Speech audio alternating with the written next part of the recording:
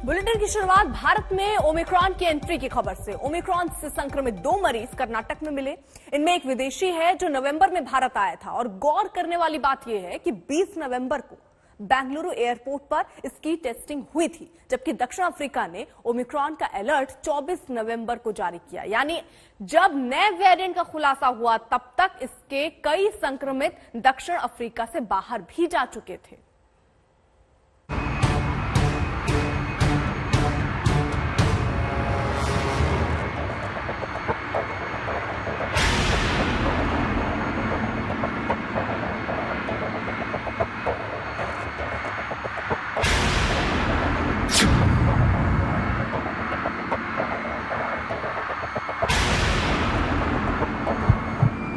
जिसका डर था वो हो गया। जिसने भी ये खबर सुनी वो एक पल को ठहर गया, क्योंकि डेल्टा से भी 5 गुना ज्यादा खतरनाक कोरोना के नए वेरिएंट की भारत में एंट्री हो चुकी है। और पिछले 24 घंटे के अंदर हमारे देश में 2 ओमिक्रॉन वेरिएंट के केस हमारे इस नेटवर्क के द्वारा डिटेक्ट किए गए कर्नाटक में।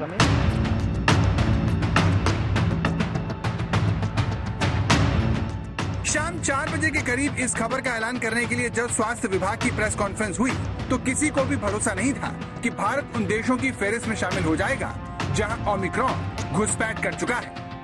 हमारे देश में 2 ओमिक्रॉन वेरिएंट के केस हमारे इस नेटवर्क के द्वारा डिटेक्ट किए गए कर्नाटक में। लेकिन प्रेस कॉन्फ्रेंस शुरू होने के 27 मिनट बाद स्वास्थ्य विभाग के ज्वाइंट सेक्रेटरी लव अग्रवाल ने देश को बताया कि भारत में ओमिक्रॉन के 2 केस मिले हैं। हम लोग वेरिएंट डिटेक्ट कर रहे हैं। यहाँ हम आपसे ये बताना चाहेंगे कि पिछले कुछ माह से, अप्रैल से देश में जो डोमिनेंट म्यूटेशन हमने देखी है वह डेल्टा वेरिएंट और AY सबलिनेज जो डेल्टा का वेरिएंट है वही है। और पिछले 24 घंटे के अंदर हमारे देश में 2 ओमिक्रॉन वेरिएंट के केस हमारे इस नेटवर्क के द्वारा डिटेक्ट किए गए कर्नाटक में, जिसकी रिपोर्ट कल रात काफ़ी लेट आई थी, जिसको हम आपके सामने रखना चाहेंगे। और वह जो 2 केस हैं उनके बारे में हम बताना चाहेंगे कि उसमें से एक केस 66 साल के एक मेल हैं, दूसरा केस 46 साल के एक मेल हैं। और जैसे कि हमारा प्रोटोकॉल है, ना कि हमारे इंसाकॉग नेटवर्क ने उसको समय पर डिटेक्ट किया, बल्कि as a protocol, as a practice जो हमारी कॉन्टैक्ट ट्रेसिंग की पद्धति भी शुरू हुई है और जितने उनके प्राइमरी कॉन्टैक्ट हैं और जितने सेकेंडरी कॉन्टैक्ट हैं उन सबको ट्रेस कर लिया गया है और उन सबकी टेस्टिंग करके उनको एज पर प्रोटोकॉल हम कोऑर्डिनेट कर रहे हैं। तो सरकार की तरफ से बताया गया कि कर्नाटक में ओमिक्रॉन के 2 मरीज मिले हैं, जिनकी उम्र 66 और 46 साल है। दुनिया भर में ओमिक्रॉन के मामले सामने आने के बाद से दिल्ली, मुंबई और बेंगलुरु के एयरपोर्ट पर विशेष सतर्कता बरती जा रही थी, जिसमें ये 2 लोग ओमिक्रॉन से संक्रमित पाए गए। लेकिन सवाल ये है कि भारत में कोरोना का सबसे खतरनाक रूप किस रास्ते आया। ओमिक्रॉन से संक्रमित ये दोनों लोग कहाँ के रहने वाले हैं, ये दोनों लोग किस देश से लौटे थे, उनमें किस तरह के लक्षण देखे जा रहे हैं और क्या इन दोनों लोगों को वैक्सीन लग चुकी थी। प्रेस कॉन्फ्रेंस में जब इस बारे में पूछा गया तो जवाब में बस इतना बताया गया कि ये लोग जिनसे भी मिले उन्हें ढूंढ निकाला गया है और उन पर कड़ी नजर रखी जा रही है। जो 2 केसेस नोट किए गए हैं उनको इससे पहले भी कई बार इस विषय में चर्चा हुई कि हम पर्टिकुलरली केसेस की डिटेल्स पब्लिक डोमेन में नहीं रखते बिकॉज ऑफ प्राइवेसी इश्यूज। लेकिन जो मुख्य इशू हम आप लोगों के सामने बताना चाहेंगे कि हमारे इंसाकॉग के नेटवर्क के द्वारा समय रहते उन केसेस को डिटेक्ट किया गया और जो हमारा प्रोटोकॉल है उसके तहत उनके सारे जितने भी कॉन्टैक्ट्स हैं उनको आइडेंटिफाई कर लिया गया है और उन सबको मॉनिटरिंग में रखा जा रहा है। तो जो हमारा प्रोटोकॉल है मैनेजमेंट का वह कार्य कर रहा है। सरकार से सीधे जवाब न मिलने पर आज तक ने जब इस बारे में जानकारी जुटाई तो पता चला कि देश में ओमिक्रॉन वेरिएंट के पहले 2 मरीज भले ही एक ही राज्य से मिले हों, लेकिन उनमें से एक की ट्रैवल हिस्ट्री नहीं है। भारत में ओमिक्रॉन का 66 साल का पहला मरीज दुबई के रास्ते दक्षिण अफ्रीका से आया था। बेंगलुरु एयरपोर्ट पर जांच के दौरान वो पॉजिटिव निकला। इसके बाद इस विदेशी ने एक होटल में खुद को सेल्फ आइसोलेट कर लिया। 22 नवंबर को इस विदेशी नागरिक के सैंपल जीनोम सीक्वेंसिंग के लिए भेजे गए। 23 नवंबर को इस विदेशी नागरिक ने एक निजी लैब से अपना टेस्ट करवाया जो नेगेटिव निकला। इसके 4 दिन बाद 66 साल का विदेशी नागरिक रात को 12:12 पर कैब लेकर एयरपोर्ट गया और दुबई वापस चला गया। One person is about 66 years old who is South African national, who has gone back. खास बात यह है कि दुबई लौट गए इस विदेशी ने 20 नवंबर से 27 नवंबर के बीच सैकड़ों लोगों से मेल मुलाकात की। इसीलिए जब पहली बार इसकी रिपोर्ट पॉजिटिव आई थी तो उसे होटल में क्वारंटाइन करने के बाद उसके सीधे संपर्क में आए 24 और 240 अन्य लोगों का टेस्ट किया गया, जिनकी रिपोर्ट नेगेटिव मिली है। Both the cases which we had sent for genomic sequencing from Karnataka have been proved to be Omicron positive. So one person is about 66-year-old who is South African national, who has gone back. But we have tracked and traced his primary and secondary contacts of 24 and 240 people respectively. Luckily, none of them is found positive. पहला Omicron संक्रमित भले ही Dubai वापस जा चुका, लेकिन दूसरा संक्रमित मरीज भारत में ही सख्त निगरानी में है। ओमिक्रॉन वेरिएंट का शिकार दूसरा मरीज 46 साल का एक हेल्थ वर्कर है। चिंता की बात यह है कि इस दूसरे मरीज की कोई ट्रैवल हिस्ट्री नहीं है। 21 नवंबर को ओमिक्रॉन के इस दूसरे संक्रमित को बुखार और शरीर में दर्द की शिकायत हुई। अगले दिन 22 नवंबर को इसने RT-PCR टेस्ट करवाया और पॉजिटिव पाया गया। CT वैल्यू कम होने से इसके सैंपल को जीनोम सीक्वेंसिंग के लिए भेजा गया। 22 से 24 नवंबर तक ये घर में ही आइसोलेट रहा, लेकिन तबीयत बिगड़ने पर 25 तारीख को अस्पताल में भर्ती होना पड़ा और 3 दिन बाद इसे अस्पताल से छुट्टी दे दी गई। ओमिक्रॉन से संक्रमित ये मरीज 13 लोगों के सीधे संपर्क में आया था, जबकि 205 अन्य लोग इसके संपर्क में रहे थे, जिनमें से 6 लोग कोरोना से संक्रमित हो चुके हैं। सरकार के मुताबिक ओमिक्रॉन के दूसरे मरीज में मामूली लक्षण मिले। इन सारे केसेस में जो भी ओमिक्रॉन से रिलेटेड हैं, अभी उसमें माइल्ड के करीब सिम्टम्स ही पाए जाते हैं और हमारा फोकस होता है कि उस माइल्ड सिम्टम के लेवल पर ही बेस्ड ऑन आवर प्रोटोकॉल हम उसको इंस्टाकॉग नेटवर्क के द्वारा कैच करके उनको ट्रीटमेंट और उसका फॉलोअप करें। तो अभी जितने भी केसेस इस देश में पाए गए हैं और इवन जितने भी केसेस पूरी दुनिया में रिपोर्ट हुए हैं, उसमें अभी सीवियर सिम्टम्स नोट नहीं किए गए हैं और WHO ने कहा है कि उसकी इमर्जिंग एविडेंस को स्टडी किया जा रहा है।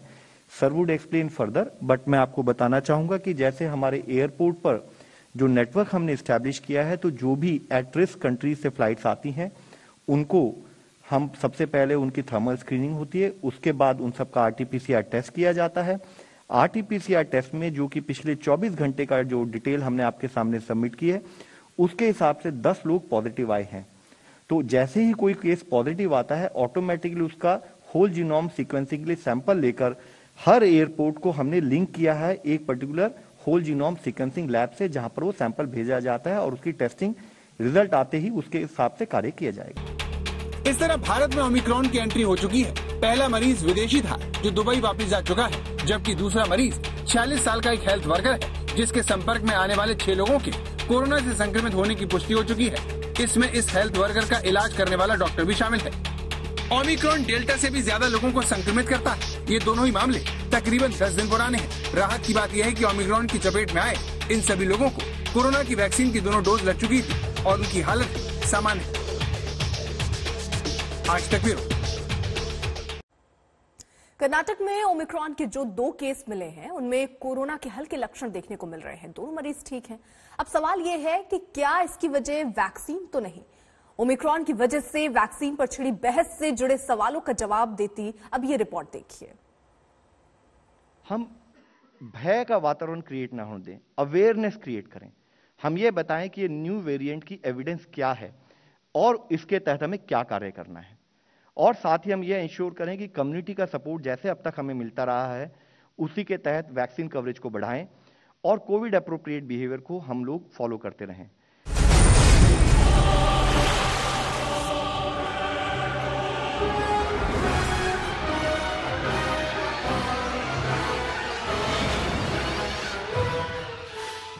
जब भारत में ओमिक्रॉन वेरिएंट की लैंडिंग हो चुकी है, तब वैक्सीन को लेकर सरकार का जोर पहले से कहीं ज्यादा हो सकता है। ओमिक्रॉन वेरिएंट पर वैक्सीन काम करती है नहीं? क्या ये वैक्सीन के सुरक्षा चक्र को भेज सकता है? इन सारे सवालों का सही जवाब भले ही अब तक न मिला हो, लेकिन भारत में ओमिक्रॉन के 2 संक्रमित मिलने से अब सबकी दिलचस्पी इस बात को जानने में है कि भारत में ओमिक्रॉन के पहले शिकार हुए दोनों लोगों को वैक्सीन लगी थी या नहीं। तो इस सवाल का जवाब यह है कि 66 साल के विदेशी नागरिक को कोरोना की वैक्सीन की दोनों डोज लग चुकी थी, जबकि ओमिक्रॉन की गिरफ्त में आए भारतीय हेल्थ वर्कर को कोरोना की पहली डोज ही लग पाई थी। सरकार के मुताबिक ओमिक्रॉन के दूसरे मरीज की तबीयत ठीक है, जबकि वैक्सीन की एक डोज लेने वाले हेल्थ वर्कर को सिर्फ हल्का बुखार आया और उसकी हालत ठीक है। नए चैलेंज के बावजूद भी vaccination is the most critical tool that we have to use, and we are fortunate that we have that tool in plenty. कोई डाउट नहीं है कि जो वैक्सीन जिस देश में उपलब्ध हैं उन वैक्सीन्स का कवरेज बढ़े और वो वेरिएंट अभी जो भी हैं इस स्टेज पे जो साइंस हमें बताती है हमें वो इस्तेमाल करने हैं। स्वास्थ्य मंत्रालय ने बताया कि अब तक कोविड-19 की 125 करोड़ से ज्यादा खुराक दी जा चुकी है। भारत में 18 साल से ऊपर के 84.3% लोगों को कोरोना वैक्सीन की पहली डोज दी जा चुकी है, जबकि 49% वयस्क आबादी को दोनों डोज लग चुकी है। इस तरह देश की करीब 15% आबादी को वैक्सीन की पहली डोज तक नहीं लगी है, जबकि 41% लोगों को वैक्सीन की दूसरी डोज का इंतजार है। नवंबर में ऐसी समस्या का समाधान करने के लिए सरकार ने हर घर दस्तक अभियान छेड़ा। पिछले एक माह में देश में फर्स्ट डोज का कवरेज करीब 5.9% के करीब बढ़ा है, जिसमें कि जैसे अगर हम इंडिया में देखें जहां वह 78.1% था, वह 5.9% हमने उसको ओवरऑल देश में बढ़ते देखा। इसी तरह उत्तर प्रदेश में फर्स्ट डोज कवरेज का इंक्रीज 8.7% नोट किया गया, वेस्ट बंगाल में 7.7, छत्तीसगढ़ में 7.7% नोट किया गया, तेलंगाना में 7.5% growth in the first dose coverage note की गई है, महाराष्ट्र में 6.8 और तमिलनाडु में 6.8% फर्स्ट डोज कवरेज में वृद्धि नोट की गई है।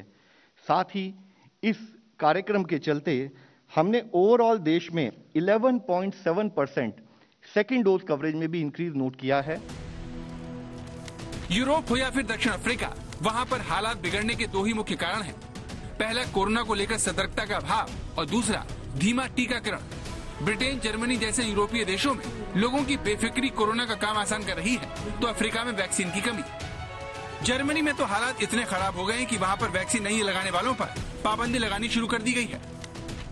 जर्मनी की सरकार ने पिछले 24 घंटे में 70,000 नए केस सामने आने के बाद सख्त फैसला लिया है, जिसके मुताबिक वैक्सीन नहीं लगवाने वाले लोगों को थिएटर, रेस्तरां में एंट्री नहीं मिलेगी। ओमिक्रॉन के बढ़ते खतरे के बावजूद जर्मनी में 68.7% लोगों को ही कोरोना का टीका लग सका है, जबकि सरकार का लक्ष्य 75% है। यूरोपीय देशों की सरकारें ओमिक्रॉन से बचाव के तौर पर बूस्टर डोज को भी बढ़ावा दे रही हैं। इसे देखते हुए भारत में भी बूस्टर डोज की मांग की जा रही है। इस बारे में जब स्वास्थ्य मंत्रालय से पूछा गया तो उनका जवाब कुछ इस तरह था। इतना बड़ा डिसीजन कि हम पीडियाट्रिक वैक्सीनेशन, इसकी वजह से हमारी स्ट्रैटेजी किस तरफ जाती है, बूस्टर डोज के लिए इसके इम्पेरेटिव्स क्या हैं, ये सारा अध्ययन, जब मैंने कहा कि हम जो वैज्ञानिक पहलू हैं इसके, उसको बहुत ध्यान से स्टडी कर रहे हैं, इसके ऊपर पूरी नज़र है। It's an ongoing work, it doesn't happen on a predefined days, or it's an ongoing discussion within our technical and scientific circles and system and committees and the reporting system that we have. All that is being carefully examined, और जैसे जैसे ही जो situation जैसी emerge होगी, जो scientific तथ्य सामने आएंगे, उनके बेस पे डिसीजंस आगे लिए जाएंगे। भारत में इस साल 16 जनवरी को वैक्सीनेशन प्रोग्राम शुरू हुआ था। ऐसे में फ्रंटलाइन वॉरियर और बुजुर्गों के एक बड़े तबके को कोरोना की दूसरी डोज लिए 6 से 9 महीने हो चुके हैं। ओमिक्रॉन के खतरे को देखते हुए एक्सपर्ट इन लोगों को बूस्टर डोज देने की सलाह दे रहे हैं। Serum institute of India corona टीके की बूस्टर डोज लगाए जाने के लिए मंजूरी भी मांग चुका है। ऐसे में उम्मीद की जा रही है कि जल्दी इस मामले पर भी सरकार फैसला ले सकती है, लेकिन तब तक ओमिक्रॉन के खतरे से निपटने के लिए मास्क और कोरोना को लेकर सतर्कता ही देश को कोरोना के इस नए खतरे से बचा सकती है। हमारे एफर्ट्स 5 फोल्ड हैं। रिड्यूस एक्सपोजर, यानी कि हम सबसे पहले ट्रैवलर्स या सर्विलेंस के द्वारा अपने एक्सपोजर को कम करें। सप्रेस ट्रांसमिशन, यानी कि हम इन्फेक्शन को फैलने ना दें। साथ ही हम अपने वल्नरेबल कम्युनिटी के लोगों को कंटिन्यूस बेसिस पर ध्यान रखें और क्लिनिकल मैनेजमेंट प्रोटोकॉल और हेल्थ इंफ्रास्ट्रक्चर पर फोकस बनाते हुए मॉर्टेलिटी को रिड्यूस करें। और सबसे इंपॉर्टेंट है कि हम कम्युनिटी के साथ कंटिन्यूस बेसिस पर एंगेज रहें और इंश्योर करें कि हम कम्युनिटी के सपोर्ट से आगे कार्य करते रहें।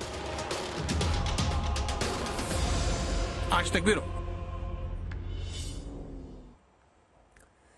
कर्नाटक में ओमिक्रॉन के 2 मरीज मिलने की पुष्टि हो गई, लेकिन देश के दूसरे शहरों में विदेश से आए लोगों के कोविड पॉजिटिव मिलने पर चिंता की लहर दौड़ चुकी है। जामनगर, मुंबई और दिल्ली में ऐसे कोविड पॉजिटिव मिले हैं जो विदेश से आए थे।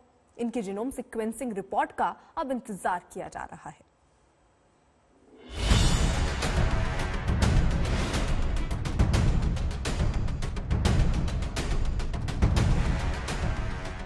लंबा कोविड काल देखने के बाद किसी का कोविड पॉजिटिव आना पिछले हफ्ते तक किसी खौफ का विषय नहीं था, लेकिन ओमिक्रॉन का पता लगते ही कोविड पॉजिटिव केस डराने लगे हैं, खासकर अगर मरीज ऐसा शख्स हो जिसका विदेश यात्रा का रिकॉर्ड रहा हो।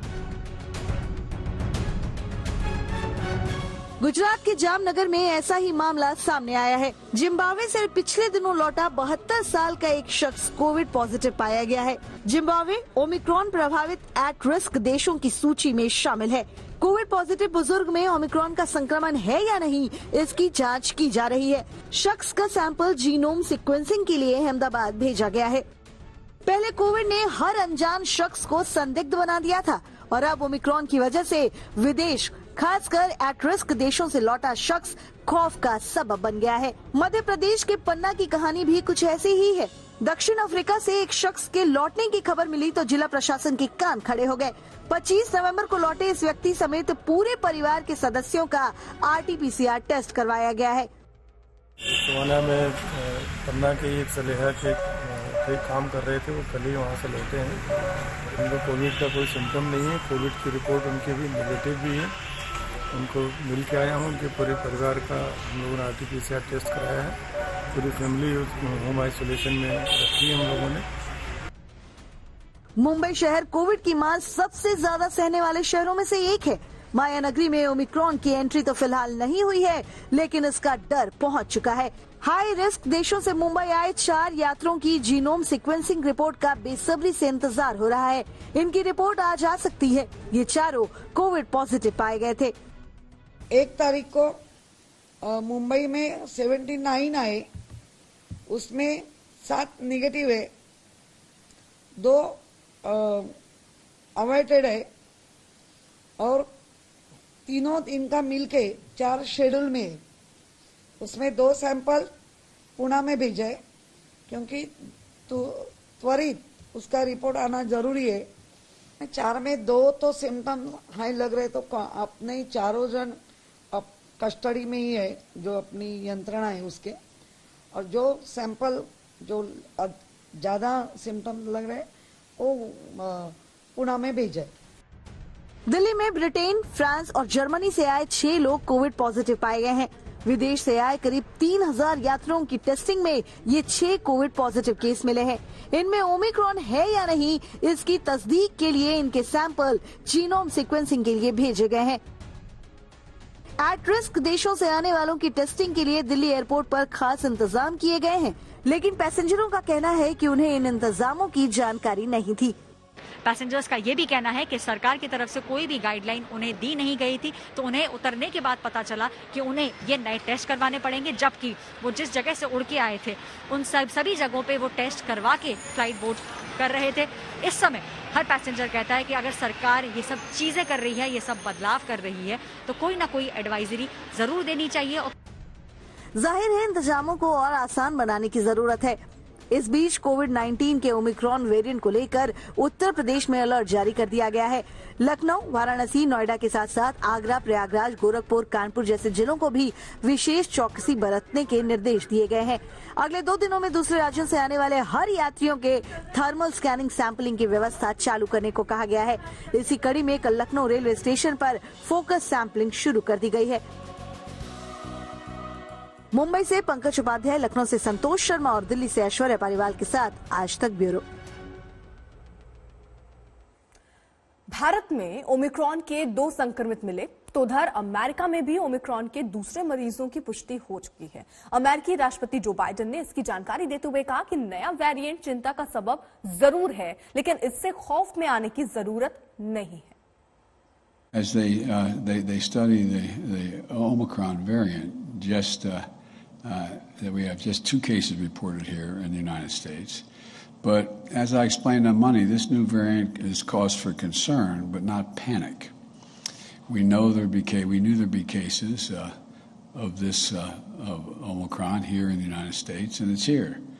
But we have the best tools, the best vaccines in the world, and the best medicine, and the best scientists in the world.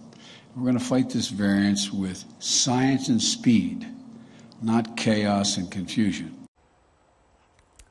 अब बात यूपी की सियासत की। यूपी की चुनावी महाभारत में एक बार फिर मंदिर मुद्दा केंद्र में आने लगा है। बीजेपी जहां अपनी उपलब्धियों में अयोध्या में राम मंदिर निर्माण का जिक्र कर रही है, वहीं मथुरा के मुद्दे को भी छेड़ दिया गया है।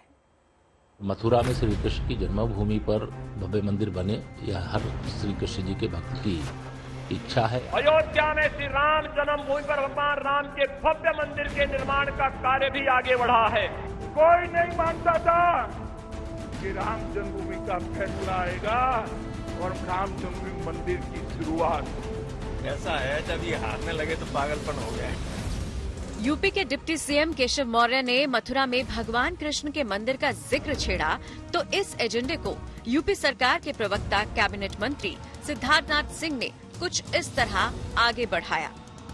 कहीं हम राम का नाम लेते हैं या कृष्ण का नाम लेते हैं, उनको आपत्ति होती है और कहते हैं कि हम हिंदू मुस्लिम कर रहे हैं। जिन्ना का आप नाम लेते हो, आपको जिन्ना मुबारक है, हमें राम और कृष्ण मुबारक है। डिप्टी सीएम केशव मौर्य ने बुधवार ट्वीट कर कहा था, अयोध्या काशी भव्य मंदिर निर्माण जारी है, मथुरा की तैयारी है।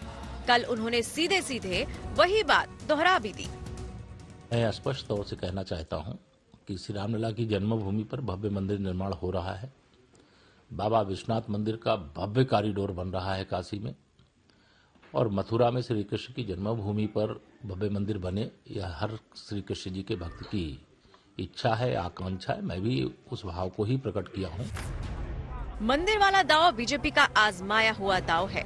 कल सहारनपुर में मां शाकुंभरी महाविद्यालय का शिलान्यास करने पहुंचे गृह मंत्री अमित शाह ने अयोध्या राम मंदिर का मुद्दा उठाते हुए एसपी सुप्रीमो अखिलेश यादव पर हमला बोला तो सीएम योगी ने भी इसका जिक्र किया।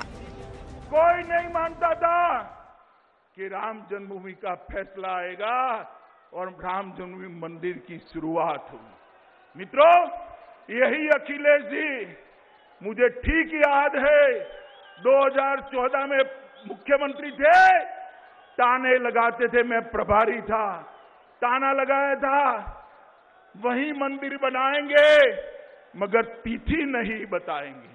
अखिलेश बाबू देख लीजिए, प्रधानमंत्री जी ने आज अयोध्या में आसमान को छूने वाला राम मंदिर के निर्माण का काम किया। अयोध्या में श्री राम जन्मभूमि का समाप्त हुआ और प्रधानमंत्री मोदी जी के परिकल्पना से अयोध्या में श्री राम जन्मभूमि पर भगवान राम के भव्य मंदिर के निर्माण का कार्य भी आगे बढ़ा है। भाइयों बहनों, आज देश सुरक्षित हाथों में दुनिया के अंदर समृद्धि की ओर अग्रसर हो रहा है और उत्तर प्रदेश आदरणीय प्रधानमंत्री जी के मार्गदर्शन और प्रेरणा से विकास की नई बुलंदियों को छूता हुआ दिखाई दे रहा है।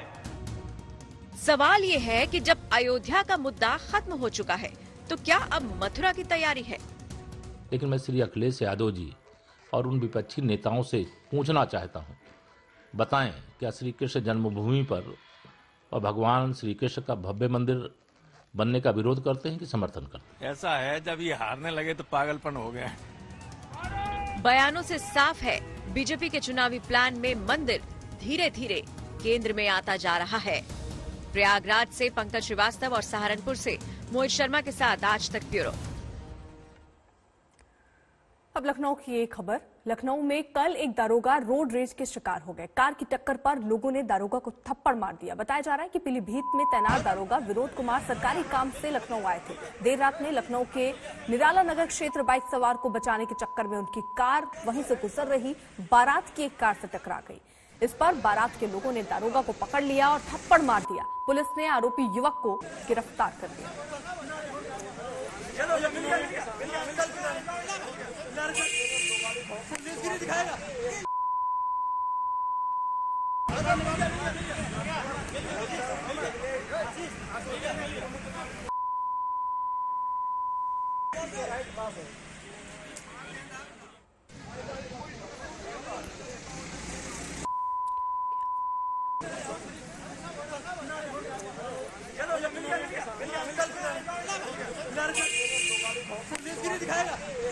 जो थप्पड़ मारा है वो सही किया है कि गलत? गलत किया है।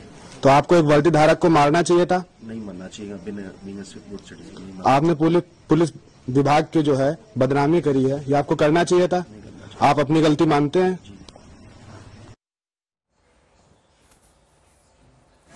तो रोड रेस का शिकार हुए हैं दारोगा, जहां आप तस्वीरों में भी देख रहे हैं, और किस तरीके से इस दरोगा की पिटाई हो रही थी, ये तस्वीरों के माध्यम से हम आपको दिखा रहे हैं। हालांकि बाद में जब इस शख्स जिसने पिटाई की उससे बात की गई तो उसने कहा कि उसको ऐसा नहीं करना चाहिए।